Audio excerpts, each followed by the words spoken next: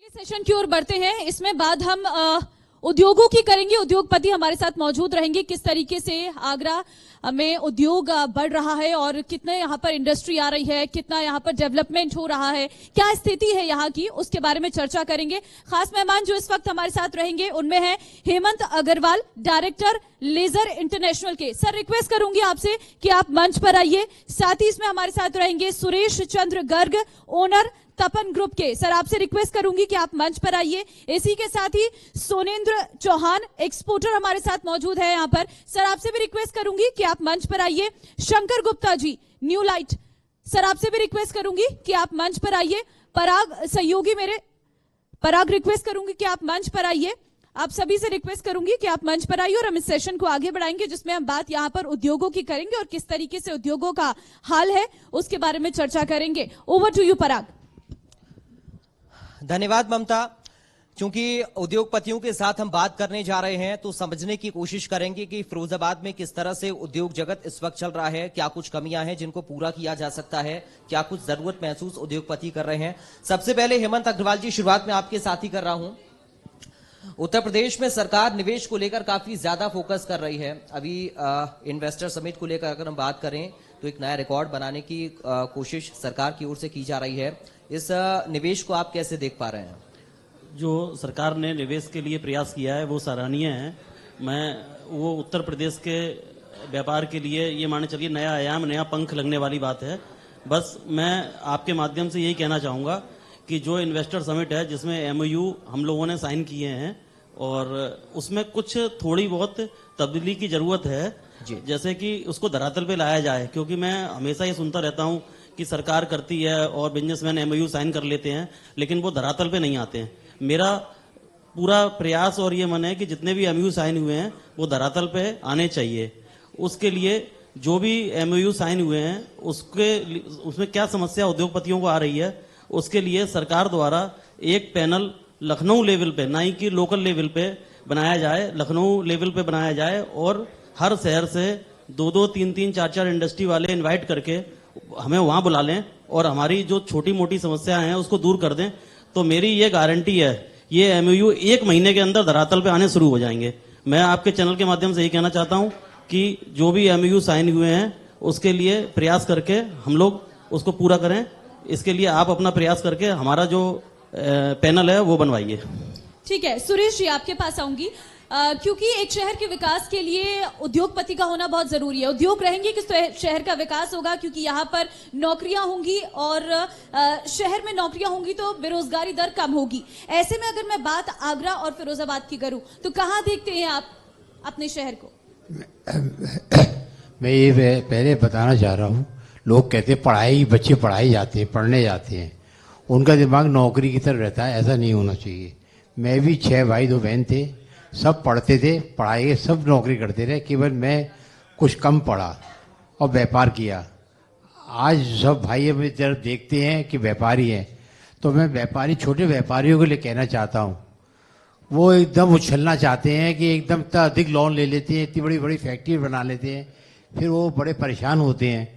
तो उनका मेरा सुझाव है कि वो अपने ही अनुपात के हिसाब से लोन लें, धीरे धीरे उसको व्यापार को बढ़ाते रहें। जैसे मैंने अपना व्यापार किया है, आज करते करते मैं पूरी इंडिया के बाद विदेशों में भी माल बेच रहा हूँ। और वह सोचता हूँ कि पोल्यूशन वगैरह की जो बात चल रही है, मेरे व्यापार में कोई भी पोल्यूशन वाला नहीं है, फिलिंग का काम होता है। पर फिर भी ये पोल्यूशन वाले व्यापार जो होते हैं वो दूर हटके ही होते हैं पोल्यूशन। और बड़े व्यापारी हमेशा ये सोच के चलता है कि कहीं भी मेरे द्वारा कोई भी जनित ना हो। तो इसलिए व्यापारी को थोड़ा सा शायद सरकार के कर्मचारियों में थोड़ी सी लापरवाही है कि व्यापारी को परेशान करने की एक नियत बनी हुई है। तो मैं सरकार से भी यही अनुरोध करता हूँ, व्यापारियों की तरफ जो भी टैक्स भी देता है, आपके कर्मचारियों, मेरे कम से कम 400-500 कर्मचारी लगे हुए हैं, उन सबका भी पालन करना, उनका भी देखना। आज मैं 2002 में फेल हुआ था, लोग बड़े हंसते थे, क्यों झूठ बोल रहे हैं, ये तो एक कर्मचारी का पेमेंट नहीं रह गया, इन पे एक टैक्स में बाकी नहीं है, एक फेल कहाँ से हो गई। तो जो कुछ भी इन्वेस्टर थे बड़े बड़े, उनका पैसा मैं रोक गया था, फिर उनका बाद में चुकाया। पर मेरा ऐसा नहीं, मेरा ये ध्येय है आज भी, कर्मचारी, आज कल संडे है, 5 तारीख तनख्वाह देता हूँ, 4 तारीख को तनख्वाह दे दी जाएगी, क्योंकि हमेशा व्यापारी अपने कर्मचारी का भला सोचता है। इसलिए मैं आपसे यही अनुरोध करूंगा, कोई व्यापारी बड़े व्यापार को देख के एकदम लालच में ना आए, धीरे धीरे व्यापार को बढ़ाए, तो वो कभी भी परेशानी भी नहीं होगा। यही मेरा आपसे अनुरोध है। सोनेंद्र जी, जीरो टॉलरेंस की नीति लेकर उत्तर प्रदेश की सरकार चल रही है ताकि उद्योगपतियों के काम करने में सुगमता आए और किसी भी तरीके की परेशानी आप लोगों को ना हो। तो इस पॉलिसी को आप कैसे देख रहे हैं, और इसके साथ ही क्या अभी भी परेशानियां उद्योगपतियों के लिए फिरोजाबाद के अंदर हैं, और अगर हैं तो उनका समाधान आप लोग कैसे और क्या चाहते हैं? पहले तो मैं आपका धन्यवाद करना चाहूँगा। जीरो टॉलरेंस की पॉलिसी जरूर चल रही है, लेकिन जैसे अभी विगत दिनों में मैंने देखा था कि जीएसटी के लगातार छापे व्यापारियों में एक अजीब सी दहशत बना दी गई थी। तो उस दहशत को, हालांकि योगी जी ने उस पर संज्ञान लिया और उस दहशत को रोका। तो मैं यही कहना चाहूँगा कि व्यापारियों के लिए एक अलग सा मतलब एक आयोग टाइप का बनाना चाहिए, जिससे वो अपनी बात वहाँ पे पर्सनली कह सके। ठीक है शंकर गुप्ता जी, क्योंकि फिरोजाबाद पहले से ही लेबर्स के लिए बहुत अच्छी जगह रही है, यहाँ पर अपने आप में चूड़ी का बड़ा व्यापार है और लोग यहाँ पहुंचते भी हैं और उन्हें जॉब्स भी मिलती है। ऐसे में आप कितना बदलाव देखते हैं इस शहर में, खासकर उद्योगों में, और यहाँ के युवा, उनके लिए आप क्या कहेंगे, और कितना यहाँ का जो खुद का यहाँ शहर का रहने वाला व्यक्ति है उसे यहाँ पर इन इंडस्ट्रीज में जॉब मिली है? हरिओम, मैं Shankar Gupta, Firozabad glass decorator association का सेक्रेटरी हूँ। मैं आपको बता दूँ, फिरोजाबाद के अंदर लेबर को कभी भी भूखा नहीं रहना पड़ा। ये फिरोजाबाद शहर के लिए सौभाग्य की बात है। यहाँ कोई भी व्यक्ति भूखा नहीं सोता है, हर जगह उसको काम मिलता है। अभी थोड़े समय से यहाँ ऑटोमाइजेशन हुआ है, जिसके कारण उन इंडस्ट्रीज में लेबर की कुछ कमी आई है, और हम लोग पूरा ध्यान लेबर का रखते हैं, क्योंकि हम लेबर को भगवान मानते हैं। अगर वो नहीं काम करेंगे तो हम लोग क्या बनाएंगे, क्या बेचेंगे? उस दृष्टि से देखते हुए हम लोग लेबर का पूरा सहयोग करते हैं, और आगे भी भविष्य में हमारा काम अच्छा चलता रहेगा, यही हमारी शुभकामना है। हेमंत अग्रवाल जी, चूड़ी के लिए फिरोजाबाद को जाना जाता है, चूड़ी का कारोबार यहाँ पर होता आया है, और आज भी हम जब देखते हैं अलग अलग शहरों में, देश के अंदर, देश के कोने में, या फिर विदेशों की हम बात करें, यहाँ से चूड़ियां जाती हैं। लेकिन पिछले कुछ वक्त में अगर हम देखें तो चूड़ी का जो कारोबार है वो थोड़ा सा सिमटा है। इसकी क्या कुछ वजह है? क्या इंटरनेशनल क्राइसिस, आप इसको क्राइसिस की वजह से मानते हैं?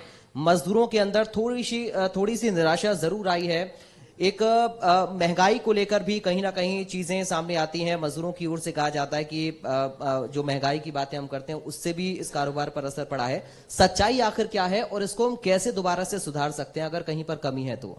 देखिए, चूड़ी, हमारा फिरोजाबाद तो वैसे सुहाग नगरी के नाम से वर्ल्ड में विख्यात है, और चूड़ी की बात, चूड़ी के अंदर 2 तरह की स्थिति बनी हुई है। जैसे नई जनरेशन जो है वो शायद चूड़ी कम पहनना पसंद करती है, वो एक आध कड़ा और ये सब पहन के ही उसका काम हो जाता है। लेकिन अभी फिरोजाबाद में एक नई चीज आई है कि यहाँ पर 10, 12, 15 चूड़ी को जोड़कर एक कड़ा बनाया गया है, और वो कड़ा देश विदेश में एक्सपोर्ट और इंडिया मार्केट में भी उसने एक नई पहचान बनाई है।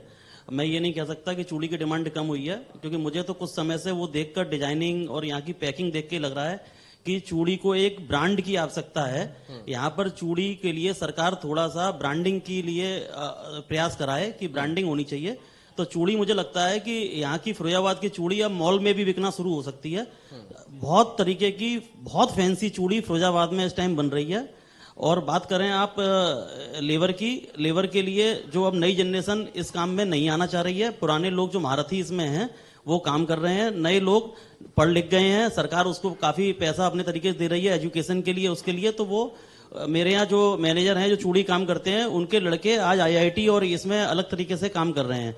तो फिरोजाबाद में एक अच्छी बात और मैं आपको बताऊं कि यहाँ पे आपको भिखारी कभी भीख मांगते हुए नहीं मिलेगा। यहाँ पे इतना रोजगार का साधन है, यहाँ 3-4 तरह के प्रोडक्ट हैं, यहाँ ऑटोमाइजेशन में भी काम बहुत है, ग्लास में भी है, चूड़ी में भी है, ब्लोइंग में भी है।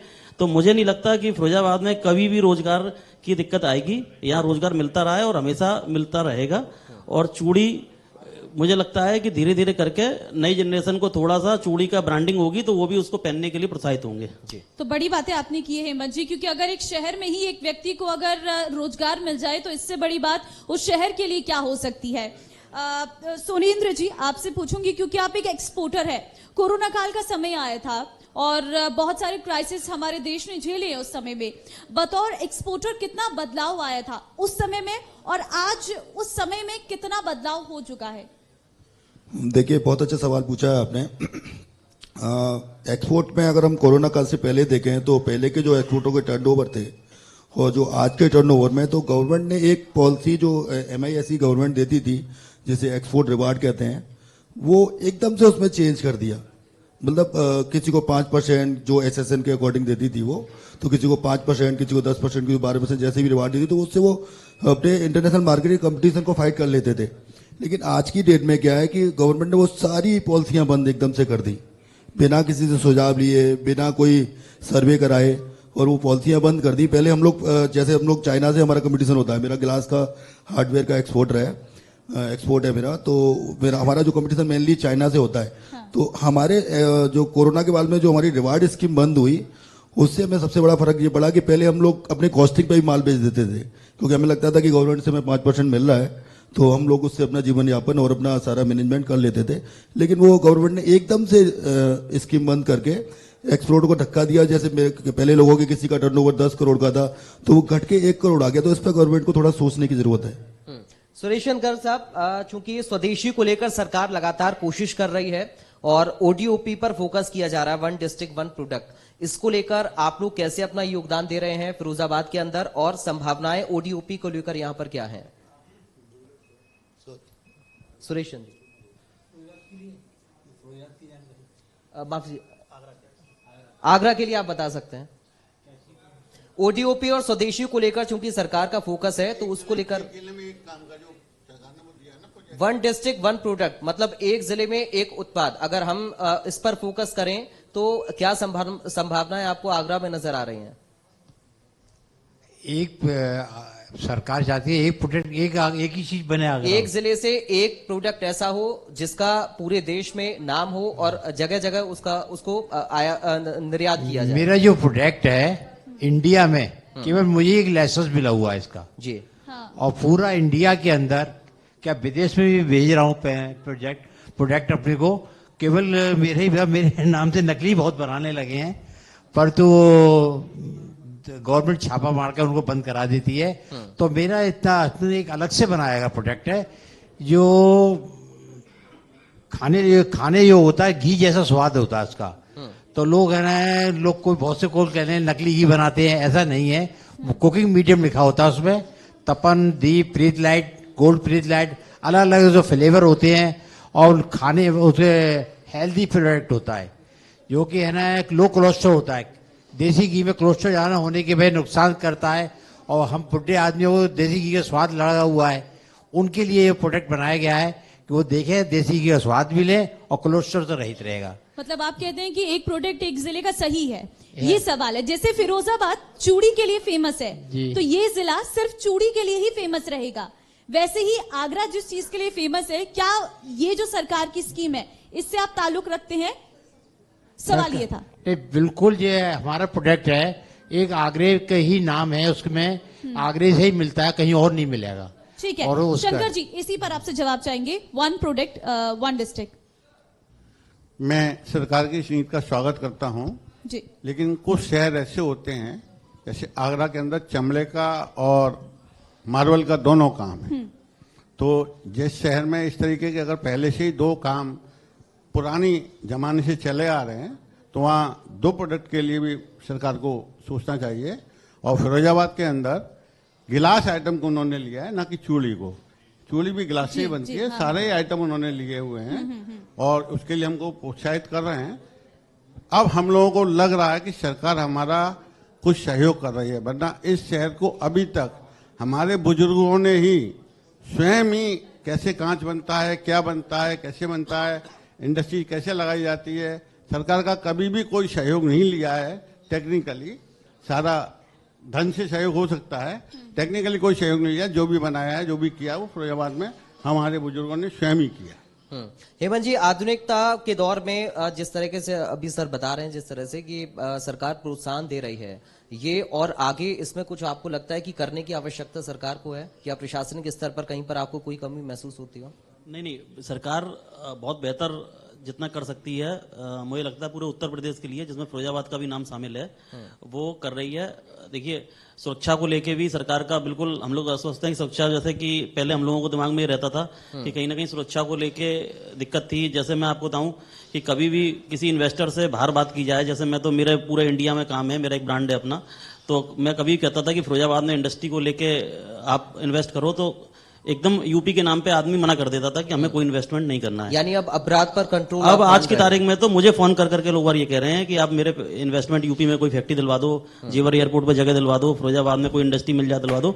वो इस 7 साल के अंदर लगातार मेरे पास पंजाब से, महाराष्ट्र से, गुजरात से फोन आ रहे हैं कि हम अब पैसा यूपी में लगाना चाहते हैं। तो मैं इसको क्या मानता हूं? मैं तो ये मानता हूं ना कि सरकार कुछ कर रही है और उद्योग आगे बढ़ रहे हैं और अपना काम चल रहा है। बस मैं तो इसको सरकार का यही कहूंगा कि, और कभी भी देखिए कोई भी ये नहीं कहेगा कि काम पूरा हो चुका है। मैं तो कहूंगा सरकार को बहुत मेहनत की जरूरत है और इंडस्ट्री को सपोर्ट करें, इंडस्ट्री उनके साथ है। और एक आग्रह और मैं करूंगा कि जब भी कोई मंत्री या बाहर से डिप्टी सीएम या कोई आते हैं, तो एक बार अपने आप इंडस्ट्री की मीटिंग 5 मिनट की कर लिया करें। हम लोग अप्रोच करते हैं उसके लिए, तो हमको सुझाव ही देंगे, सुधार ही होगा उसमें।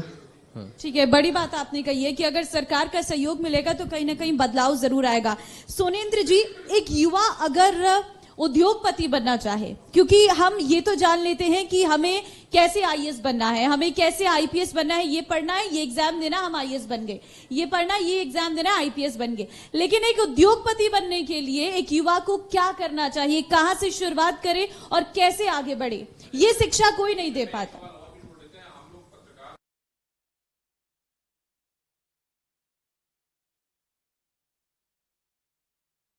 एक हर आदमी की एक हॉबी होती है जी। और एक अपनी हॉबी के अकॉर्डिंग वो बिजनेस को स्टार्ट करे तो मेरे ख्याल में बहुत आगे बढ़ सकता है। असफलता केवल इस चीज को दर्शाती है कि सफलता का प्रयास ठीक से नहीं किया गया है। तो सफलता का प्रयास ठीक से करना चाहिए और लगे रहना चाहिए, कभी ना कभी बॉल जाएगी गोल में। लेकिन शुरुआत कैसे करें, मतलब कुछ स्टेप्स एंड, आपने इतना लंबा समय इसमें रही हैं आप कैसे देखेंगे, कैसे शुरुआत करें, क्या करना चाहिए, कुछ पॉजिटिव पॉइंट्स? पॉजिटिव पॉइंट्स वो जिसका उसमें उसका अपना ट्रेड देके, अपने लोकल के मार्केट को देके और छोटे स्तर से चालू करे, उसे लोकल के मार्केट को देख के अपनी हॉबीज बना के उसमें अगर वो आगे बढ़ेगा तो आगे बढ़ जाएगा। ठीक है। सुरेश जी, ये जो ऑनलाइन प्रोडक्ट की बिक्री हो रही है, क्या कहेंगे इस पर आप? क्योंकि जो छोटे उद्योग हैं उन्हें नुकसान हो रहा है, क्योंकि अमेजॉन, फ्लिपकार्ट ऐसी बड़ी कंपनीज हैं जो ऑनलाइन इस वक्त प्रोडक्ट सेल कर रही हैं, जिससे लोग घर बैठे परचेज कर ले रहे हैं। क्या इससे मार्केट गिर रही है? इससे कितना असर मार्केट में पड़ रहा है? कैसे देखते हैं आप इसे? बड़ा ताज्जुब का विषय है। हमारा प्रोडक्ट ऑनलाइन में जो प्रोडक्ट की रेट है उस पर प्लस जो ऑनलाइन खर्चा तो वो प्लस लेते हैं। कोई लोग जो है सस्ता बेचते हैं, हमारा ऐसा प्रोडक्ट बहुत महंगा ही बिकता है और ऑनलाइन बिक रहा है। ऑनलाइन भी इतनी अच्छी सेल हो रही है, इतना सोचा भी नहीं था हमने। और काफ़ी अच्छे ऑनलाइन की ऐसी वजह नहीं है, कोई मार्केट में फर्क नहीं आ रहा। ऑनलाइन अपनी अलग चलता रहेगा और खुदरा विक्रियों की अपनी अलग बिक्री चल रही है। कोई फर्क नहीं पड़ता, ऑनलाइन भी चलता, सब मार्केट सब तरह की चलने चाहिए, कोई दिक्कत नहीं है। शंकर गुप्ता जी, अभी सर ने कहा कि निवेश को लेकर इन्वेस्टर्स आ रहे हैं, यानी परेशानी अब उत्तर प्रदेश में नजर नहीं आती, पहले नजर आती थी। क्राइम को लेकर बात करें या फिर सुविधाओं को लेकर बात करें, अधिकारियों की मनमर्जी को लेकर बात करें, अभी भी कुछ आपको ऐसा लगता है कि और उस पर शासन को काम करने की जरूरत है? प्रशासन की तरफ से कोई कमी आपको नजर आती है? और इसके साथ ही जो संभावनाएं आपको लगती हैं उनको कैसे हम पूरा कर सकते हैं, इसको लेकर उम्मीद आप क्या जता रहे हैं? अभी जो सरकार के द्वारा सहयोग किया जा रहा है और पूरे प्रदेश में उन्होंने उत्तर प्रदेश का नाम उत्तम प्रदेश कर दिया है और आज पूरा विश्व उसको बुलडोजर प्रदेश के नाम से जानता है।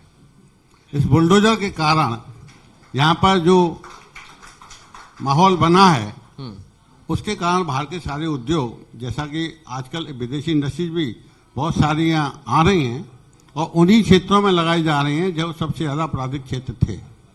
तो मैं बहुत बहुत धन्यवाद देता हूं अपने मुख्यमंत्री जी को, प्रधानमंत्री जी को, उन्होंने इस तरीके का माहौल बनाया और आगे व्यापार बढ़ेगा और उत्तर प्रदेश अपना विश्व में अलग ही स्थान रखेगा।